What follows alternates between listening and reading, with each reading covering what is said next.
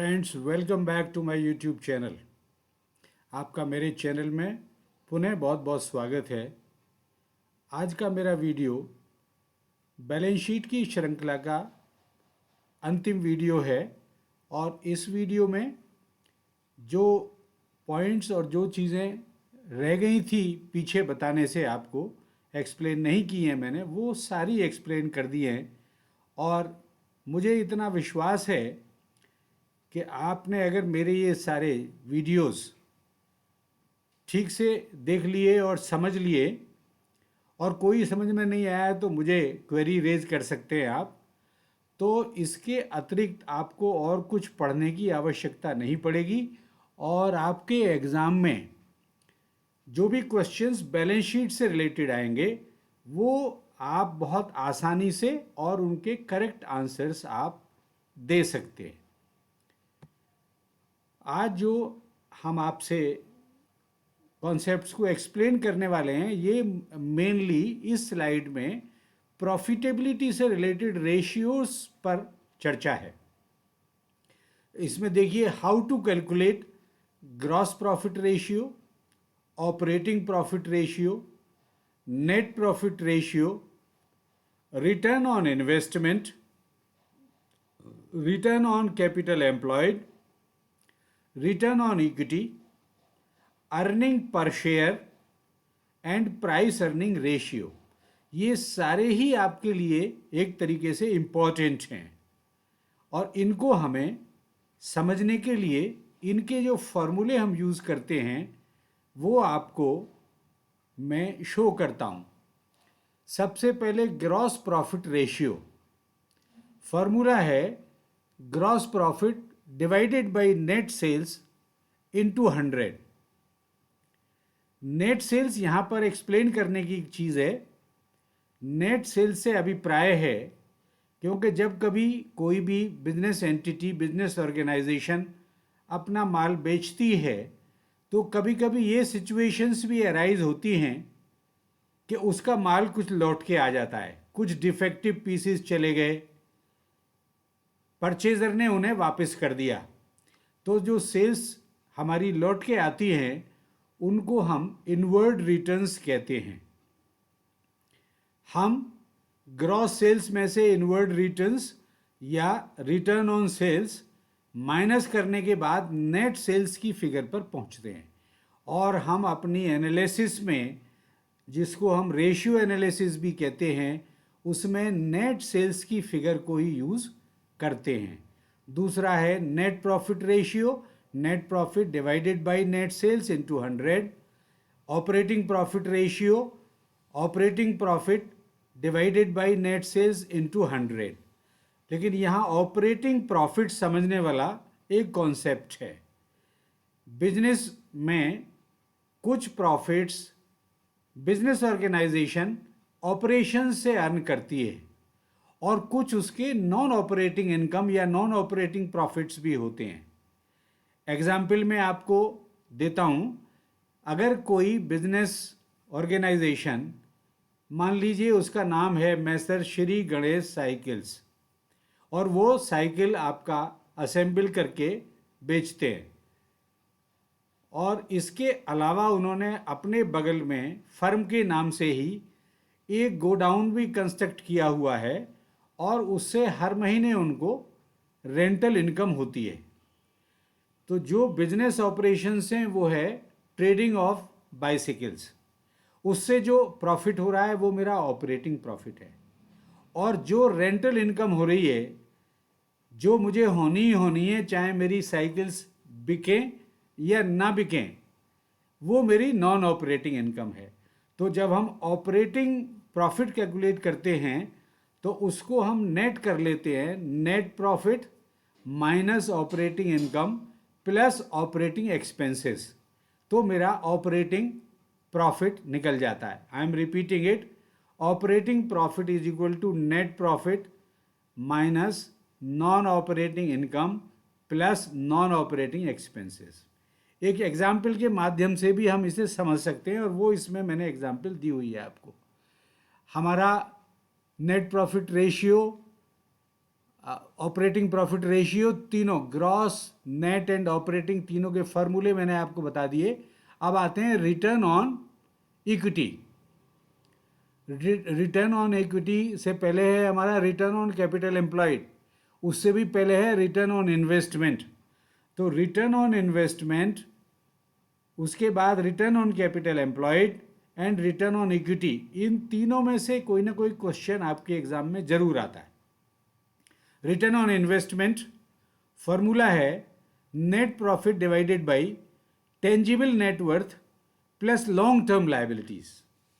तो tangible net worth में मेरी होती है paid up capital plus free reserves plus long term liabilities. Long term liabilities में होते हैं टर्म लोन्स, डिबेंचर्स, बॉन्ड्स, ये हमारे लॉन्ग टर्म लायबिलिटीज में आते हैं।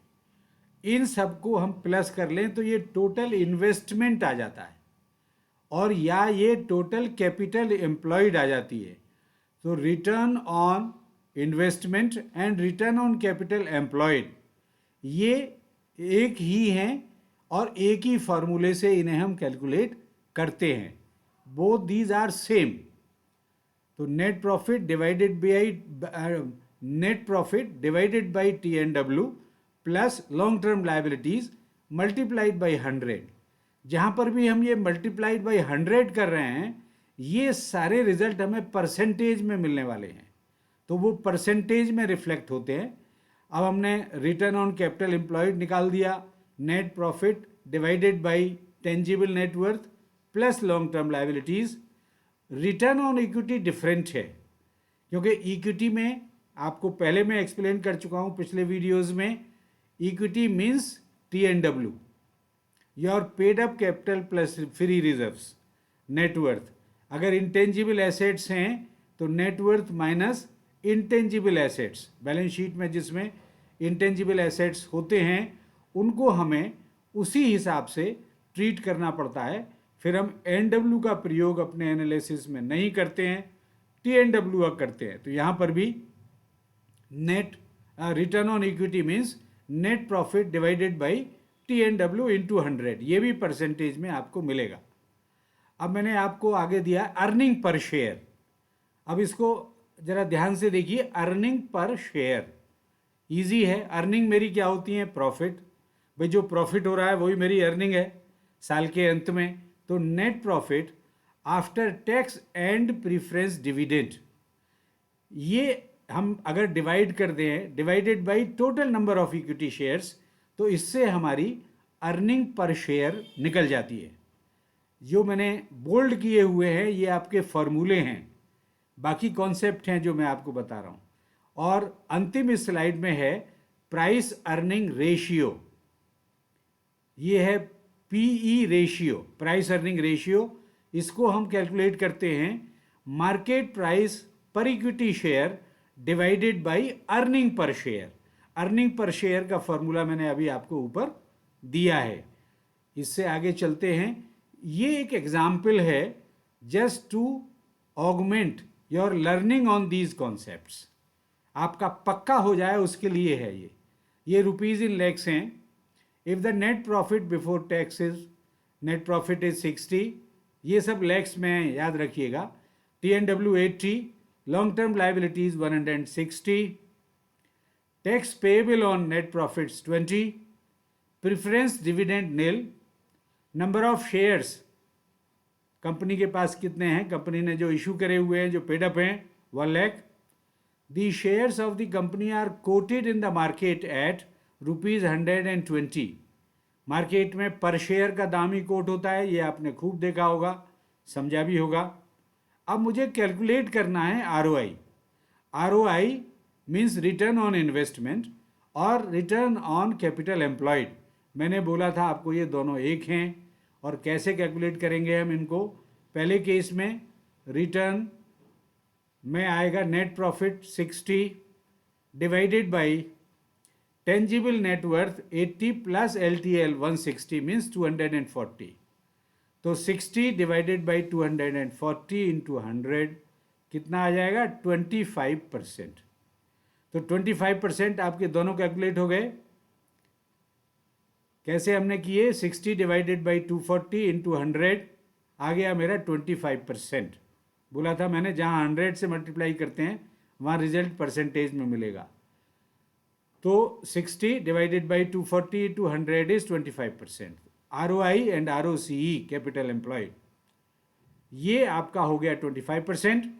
Return on equity, now return on equity is आपका net profit divided by tangible net worth. तो 60 डिवाइडेड बाई 80 इंटू 100 कितना आ गया आपका 75%।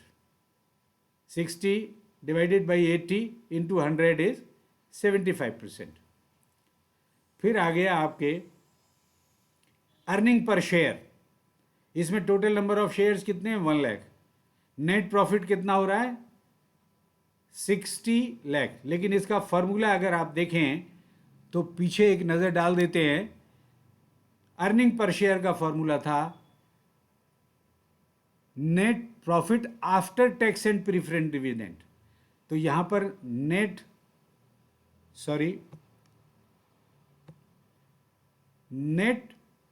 प्रॉफिट यहां पर है 60, उस पर टैक्स पेएबल है 20 और प्रीफरेंस डिविडेंड है nil। तो net profit after tax and preference dividend is 40। इसमें से माइनस हो गया 20। तो 40 divided by what, divided by tangible net worth मेरा कितना है 80।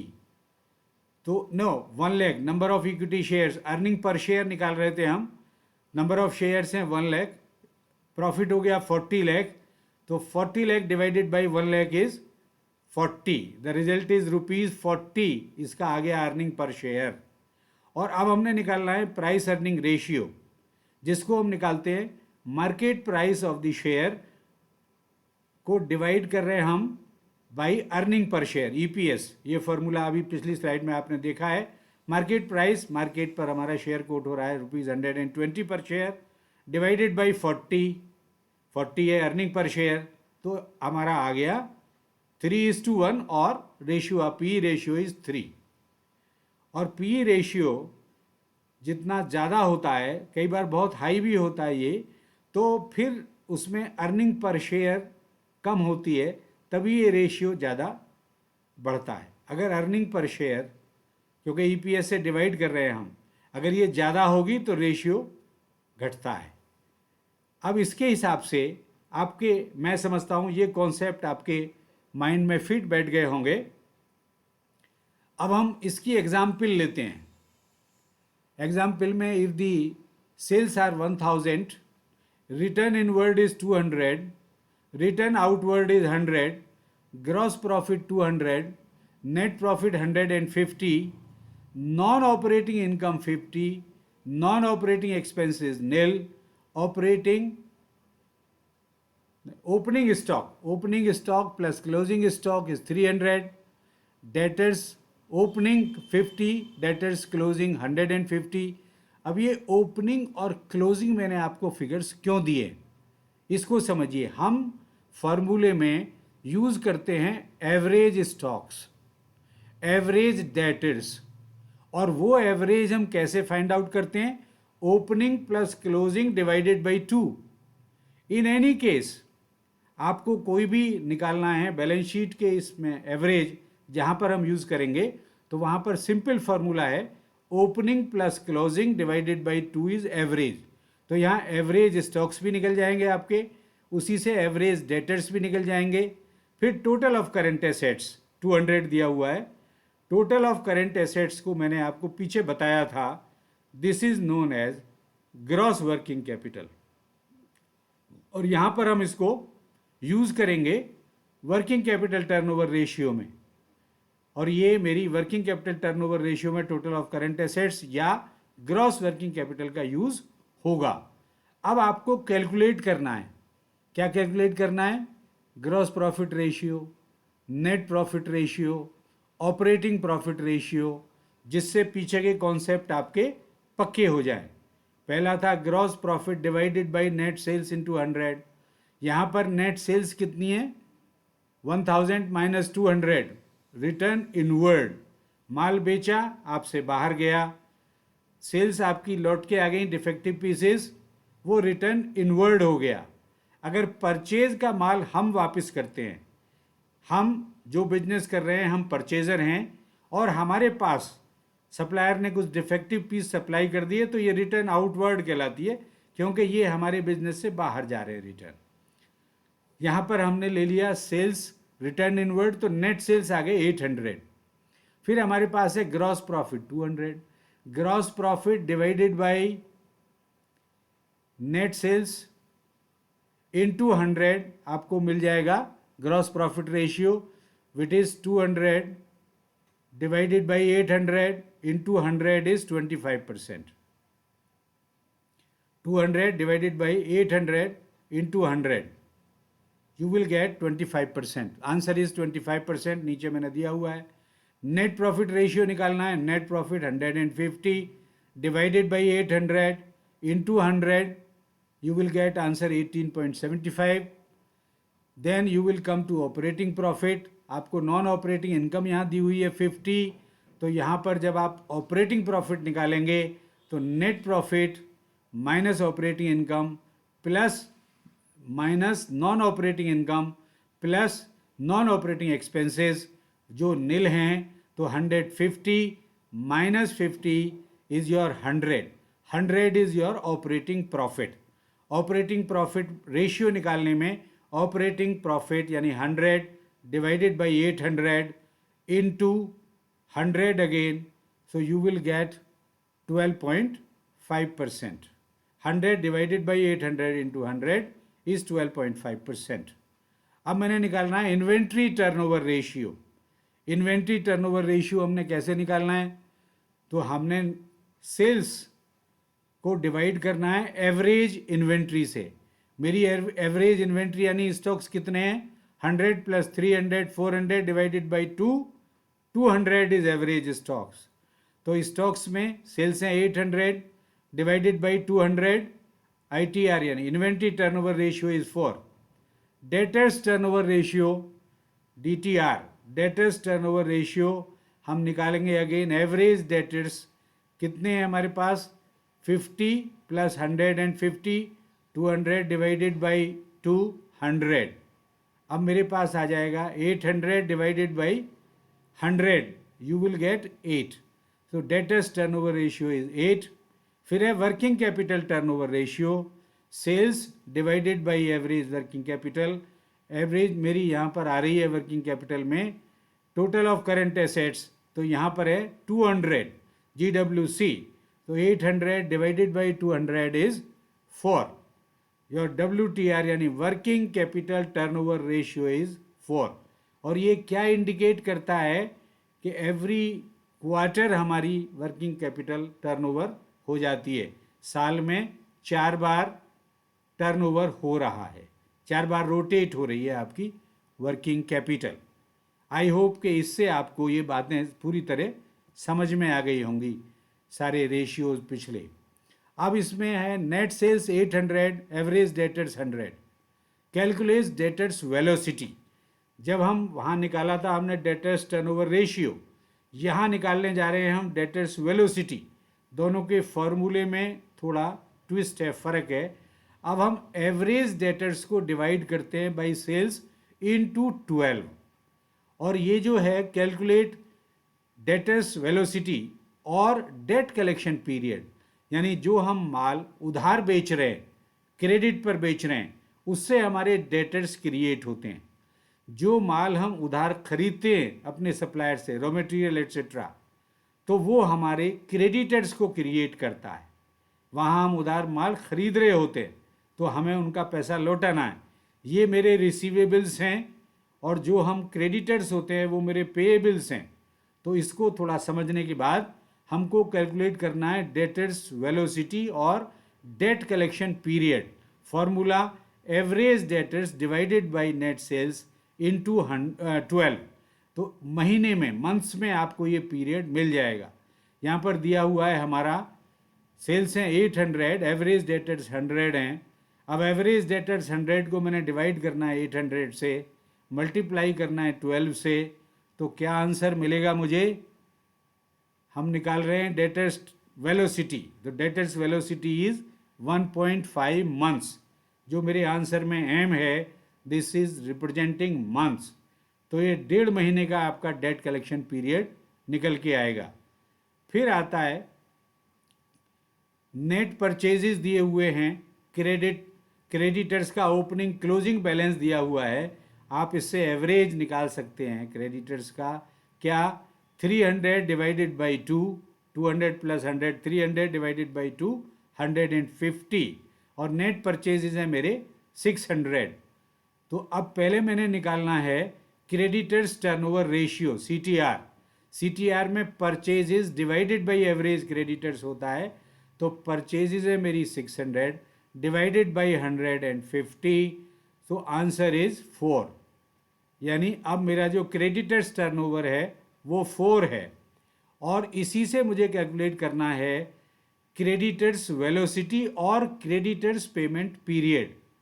उसके लिए formula average creditors divided by purchases, यहाँ परचेज आपने क्रेडिटर्स में परचेज पे फोकस करना है, इनटू 12।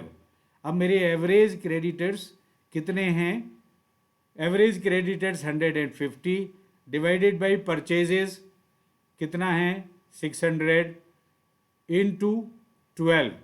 तो अब मेरा इसमें निकल के आ रहा है 3, यानी 150 divided by 600, it will be 4 into 12 is 3। तो क्रेडिटर्स वेलोसिटी इज 3 मंथ्स। यानी ये बड़ी हैप्पी सिचुएशन है कि मेरा तो 1.5 महीने में पैसा आ जाता है कलेक्ट होकर के, लेकिन मुझे अपने क्रेडिटर्स को 3 महीने में पे करना पड़ रहा है। तो ये this is a happy and good situation. अब रेशियोज को कैटेगरीज में बांटा गया है, और ये लास्ट कॉन्सेप्ट है जो आप समझ लीजिए। यहाँ पर भी मैंने जो कैटेगरीज हैं वो 4 हैं, उनको हाईलाइट किया हुआ है। लिक्विडिटी रेशियोज, लिक्विडिटी रेशियोज में कौन कौन से रेशियोज आते हैं? इसमें current ratio, quick ratio, acid test ratio, liquidity ratio. NWC net working capital concept, और लिक्विड सरप्लस और मार्जिन अवेलेबल। मैंने स्ट्रोक दे दिया है जहाँ पर ये दोनों एक ही चीज़ हैं। क्विक, एसिड टेस्ट, लिक्विडिटी तीनों एक ही थे, स्ट्रोक दे दिया है मैंने अपॉन करके। और ये सब एग्जाम्पल्स किसके हैं? लिक्विडिटी रेशियोज़ के, इंक्लूडिंग कैश रेशियो। कैसे कैलकुलेट करते हैं ये सब मैं आपको पीछे समझा चुका हूँ। दूसरी कैटेगरी ऑफ रेशियोज़ है प्रॉफिटेबिलिटी रेशियोज़, और प्रॉफिटेबिलिटी रेशियोज़ मैंने आज की ही वीडियो में आपको सारे समझाए हैं। इसमें एग्जाम्पल्स हैं gross profit ratio, operating profit ratio, net profit ratio, return on investment, return on capital employed, दोनों एक ही है, एंड रिटर्न ऑन इक्विटी। ये आपके प्रॉफिटेबिलिटी के हैं। जब भी हम एज बैंकर एनालिसिस करते हैं फाइनेंशियल स्टेटमेंट्स का, तो हमने लिक्विडिटी रेशियोज भी देखने होते हैं, प्रॉफिटेबिलिटी भी देखनी होती है। लिक्विडिटी हमारी शॉर्ट टर्म लिक्विडिटी को रिप्रेजेंट करती है। अगर किसी बिजनेस के पास शॉर्ट टर्म लिक्विडिटी में प्रॉब्लम है, मान लीजिए NWC 0, NWC नेगेटिव, बैंक उस बैलेंस शीट को पिकअप ही नहीं करेगा फॉर फाइनेंसिंग। और जहां ये पॉजिटिव होंगे वहां हम कंसीडर करते हैं। तो अगर आपके पास शॉर्ट टर्म में लिक्विडिटी की प्रॉब्लम है, तो आप अपने क्रेडिटर्स को जो पैसा देना होता है वो टाइम से नहीं देते हैं, आप उनको टालते रहते हैं।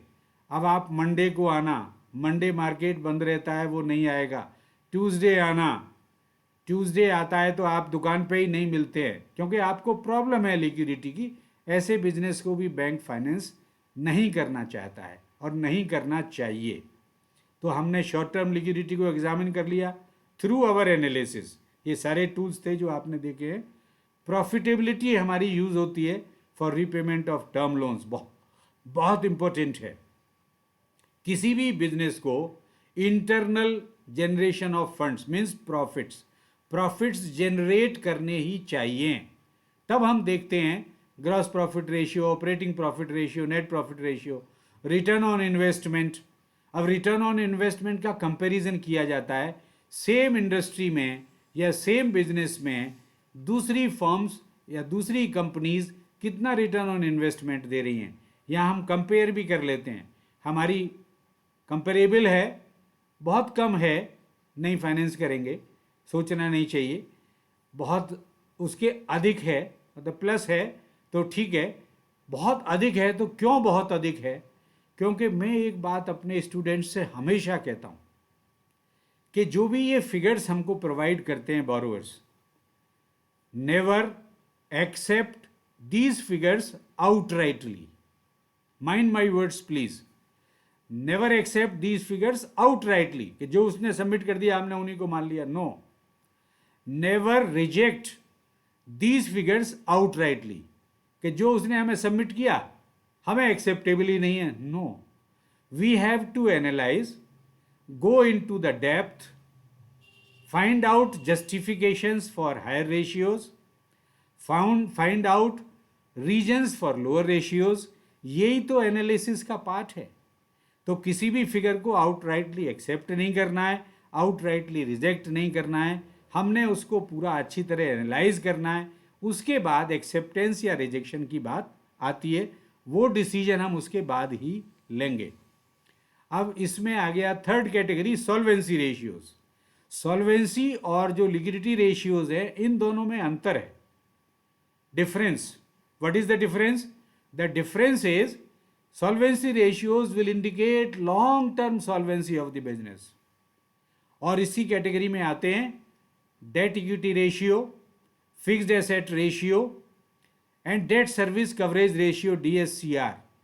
ये तीनों रेशियोज में दो बहुत इंपॉर्टेंट जो है आपके एग्जाम्स में बहुत बार रिपीट हुए हैं, इनके फॉर्मूले में पिछले वीडियो में आपको बता चुका हूँ। Debt equity ratio, debt divided by equity, माने long term liabilities divided by tangible net worth, आपका रेशियो निकल जाएगा। Lower the ratio it is better, higher the ratio it is harmful.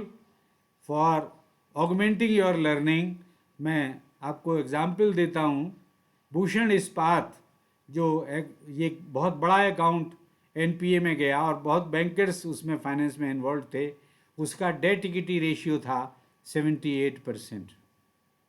So that was 78, not percent, I am sorry, 78, यानी उसका 1 रुपया लगा हुआ था और उस पर डेट था 78 रुपीज़। तो ऐसी स्थिति बहुत ख़राब होती है, इसलिए ये डेट प्रेशर में ही वो कंपनी डूब गई है और अब वो टाटा स्टील ने उसे टेक ओवर कर लिया है। फिक्स्ड एसेट रेशियो, ये भी हमारी लॉन्ग टर्म सॉल्वेंसी को इंडिकेट करता है। तो फिक्स्ड एसेट जो हमारे होते हैं, फिक्स्ड एसेट को डिवाइड करते हैं हम अगर लॉन्ग टर्म फंड से, यानी लॉन्ग टर्म लाइबिलिटीज से, तो ये रेशियो निकल जाता है। तो ये रेशियो भी हमारे लिए लॉन्ग टर्म सॉल्वेंसी में बहुत इंडिकेट करता है। जब आप लॉन्ग टर्म फंड्स आपके पास हैं तो long term funds immediate repay नहीं करने होते हैं, लेकिन रीपे करने होते हैं। फिक्स्ड एसेट्स को कितना इफेक्टिवली आप यूज़ कर रहे हैं फॉर जनरेटिंग प्रॉफिट्स, वो प्रॉफिट आपके लॉन्ग टर्म फंड्स में ही जाके ऐड हो जाते हैं। और डेट सर्विस कवरेज रेशियो मैंने बहुत अच्छी तरह एक्सप्लेन किया है लास्ट वीडियो में, तो आज रिपीट नहीं कर रहा हूँ to keep the video short. Activity ratios और टर्नओवर रेशियोज, इनके एग्जाम्पल्स जो आज मैंने आपको एक्सप्लेन करे हैं, स्टॉक टर्नओवर रेशियो और inventory turnover ratio, debtors turnover ratio, creditors turnover ratio, working capital turnover ratio. ये टर्नओवर रेशियोज एट्सेट्रा आपके एग्ज़ाम्स के लिए, अब मैंने कॉन्सेप्ट्स आपको पूरे अच्छी तरह समझा दिए, फॉर्मूले बता दिए हैं, कैलकुलेशन में एग्जाम्पल्स को एक्सप्लेन कर दिया है। Please go through these videos carefully and understand. और फिर भी मैं आपको एश्योर कर रहा हूँ, कहीं पर कोई प्रॉब्लम आती है, कोई क्वेरी है, तुरंत मुझे कमेंट बॉक्स में भेजिए, मैं आपको तुरंत रिप्लाई करूँगा। और अंत में मेरी आपसे वही appeal, please do like, share and subscribe to my channel. Also send your beautiful comments. Do not forget to press the bell icon button so that you get my video notifications in time. Thank you. Thank you very much.